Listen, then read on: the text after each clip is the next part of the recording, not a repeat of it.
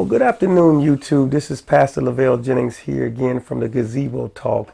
And I'm here with Brother Turner, and he's a resident also of Idlewild and in Baldwin, Michigan. And he's going to give us some history in a moment. And we're just excited to receive that history. And in a few minutes, I'm going to give him an opportunity to introduce himself and to give us some history. And we're going to enjoy it as always. And God bless you, and stay tuned. Now, would you please introduce yourself? My name is Alan Turner III. Okay. Mr. Turner, you've been in Baldwin. Did you grow up in Ottawa or Baldwin? Did you grow up here? I grew up here, yes. We moved here. I'm from Gary, Indiana. I was born in Gary, Indiana. Okay. We moved to California when I was about 6. And we lived in the Bay Area, San Francisco and Vallejo. Okay. And we moved back to the Midwest in 48. Okay. And Idlewild became our destination. First I heard about Idlewild was when we drove into Idlewild. Okay. So I didn't know about Idlewild. It was a friend of my family had a house right there on US 10. Name was Henry Euchel. People from back then might remember him. Okay. And it was a block from Crowder's gas station. And Crowder's gas station, that was in Ottawa? Oh yeah. At that time? It was right down the Okay. street, yeah. And so it was only about 100 feet from Mr. Euchel's house where we walked to, and my father looked and pointed to these lots, and it was a lot of trees there. And he told my mom, he said, this is our property here, and this is where I'm going to build our house. Okay.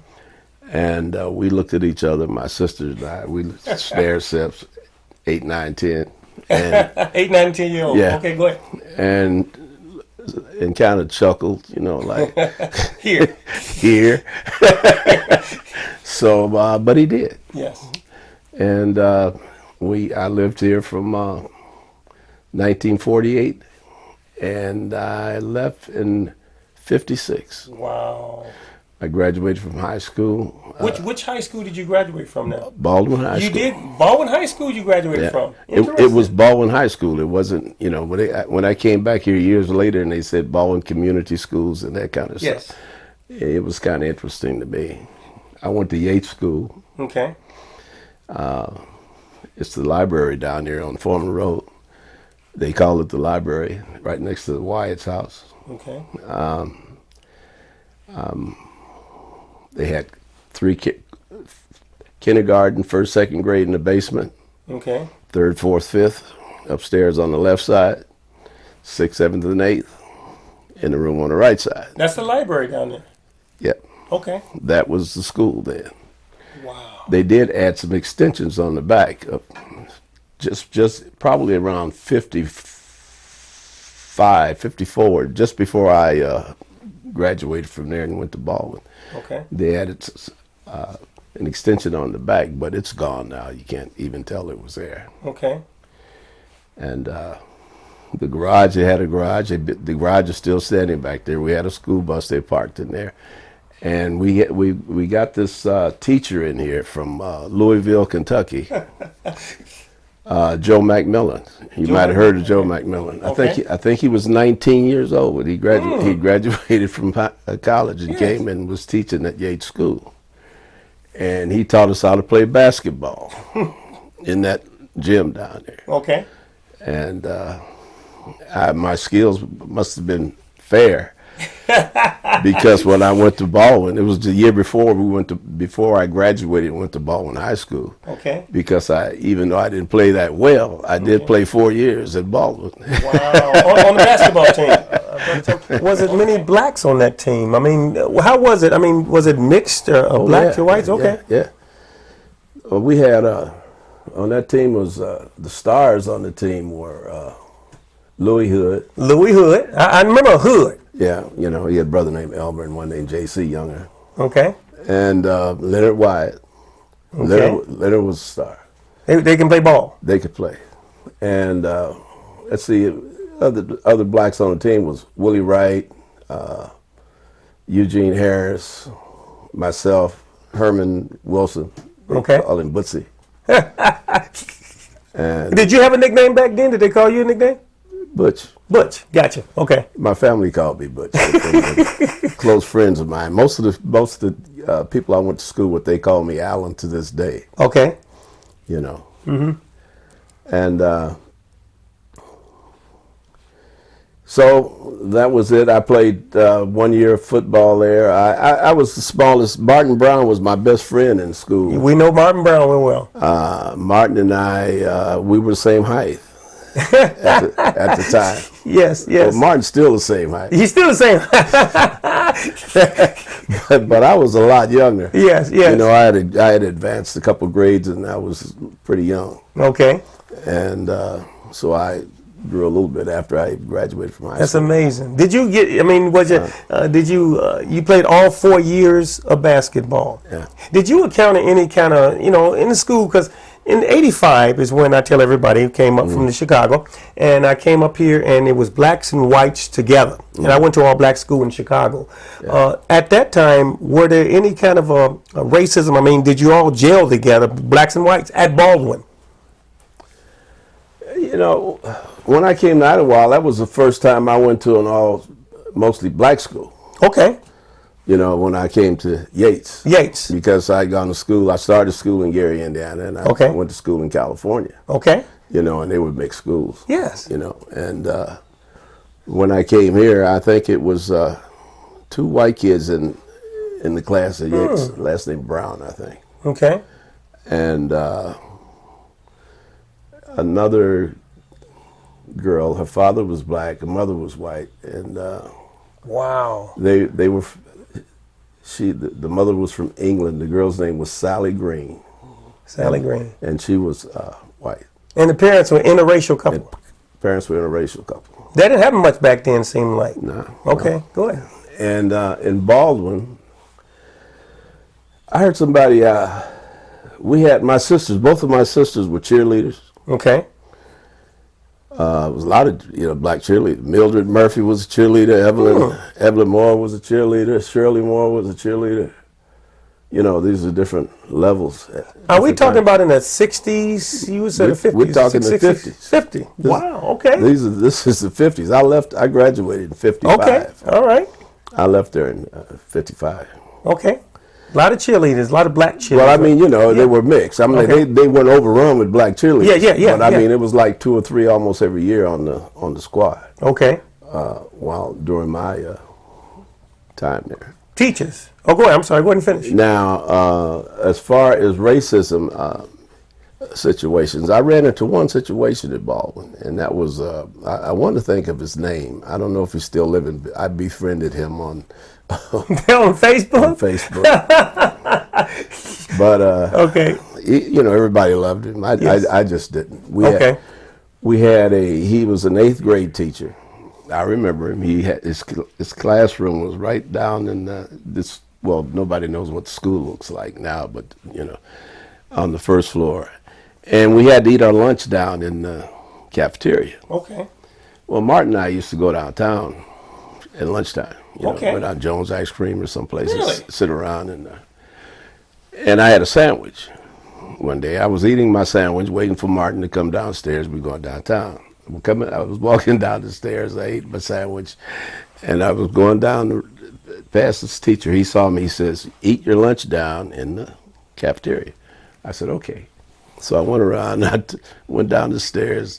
I ate my sandwich going down the stairs, and by the time I got to the bottom of the stairs, I ate the last piece. Yes. And I turned around and came right back up the stairs.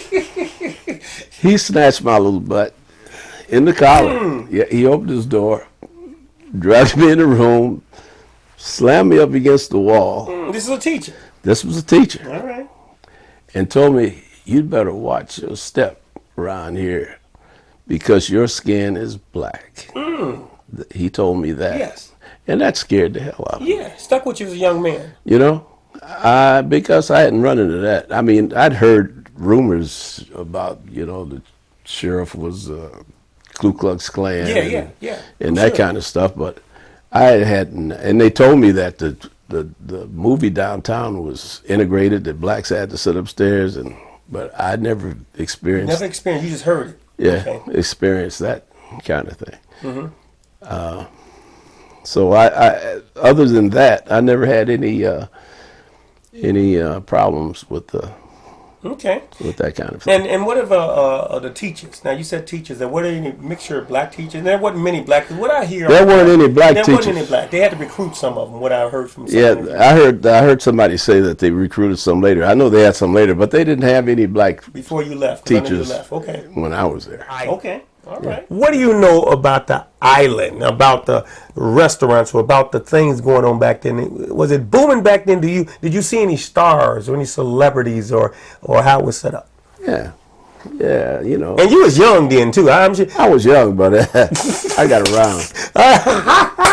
Hallelujah. Okay. You know,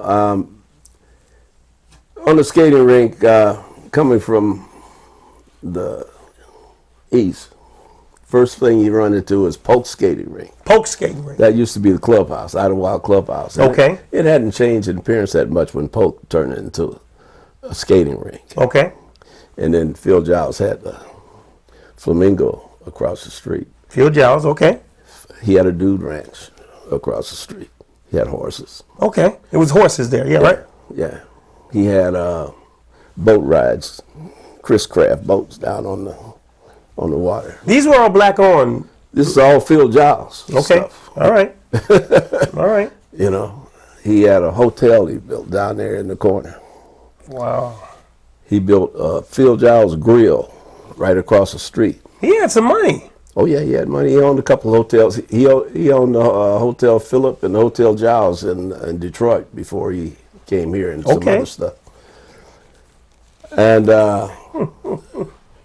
so yeah, my folks, the first 3 years when he opened Phil Giles Grill, my parents ran it.